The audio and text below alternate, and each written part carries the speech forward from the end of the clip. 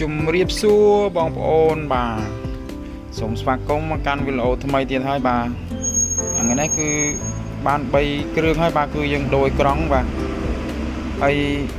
នេះគឺ iPhone XS Max បាទផ្លាស់ប្ដូរអេក្រង់ស៊ីន 100% តែម្ដងបាទនឹងគឺយើងដាក់អេក្រង់ស៊ីន 100% បាទគឺការប្រើប្រាស់គឺស្រួលដូចដើមតែម្ដងបាទគឺទាំង color ទាំង touch អីបាទគឺប្រើស្រួលធម្មតាដូចរបស់ស៊ីនពីមុនអញ្ចឹងបាទតែនេះខ្ញុំបានផ្លាស់ប្ដូររួចហើយនេះគឺ Oppo Reno 2S បាទនឹងក៏ផ្លាស់ប្ដូរអេក្រង់ដែរបាទផ្លាស់ប្ដូរអេក្រង់ហើយនឹងដូរខ្នងផងដែរបាទដូរខ្នងនឹងអេក្រង់ឲ្យស្អាតឡើងវិញអញ្ចឹងណាដោយសារដូរអេក្រង់ហើយខ្នងនៅបែកទៅដែរអញ្ចឹងវាអត់សូវស្អាតនឹងភ្ញៀវគាត់ឲ្យដូរទាំងអេក្រង់ដូរទាំងខ្នងបាទ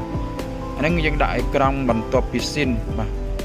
បន្ទាប់ពីស៊ីនគឺគុណភាពនិង color touch អីវាគឺយើងអាចទទួលយកបាន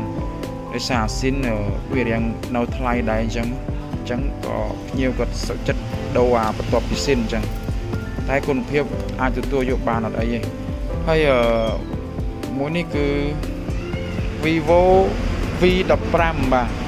នឹងក៏ដូរអេក្រង់ដែរគឺសិតតែពួកប្រភេទកាមេរ៉ាលៀនទៀតហ្នឹងបាទនេះកាមេរ៉ាមុខវាគឺលៀនឡើងលើអញ្ចឹងមកហើយអានេះយើងដាក់អេក្រង់ធម្មតាទេភាសាភ្ញៀវគាត់ឲ្យដាក់ត្រឹមតែធម្មតាបានហ្នឹង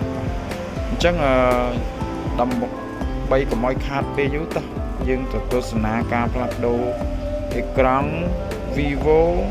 v15 បាទដែលកាមេរ៉ាវាគឺលៀនដូច Reno 2S អញ្ចឹងបាទលៀនដូចគ្នាបាទកាមេរ៉ាវានៅលើលៀនអញ្ចឹងមកដូច Oppo F11 Pro ដែរខ្ញុំធ្វើវីដេអូមុនដែរតោះអញ្ចឹងទស្សនាការដូរអេក្រង់ vivo v15 Pro ទាំងអស់គ្នា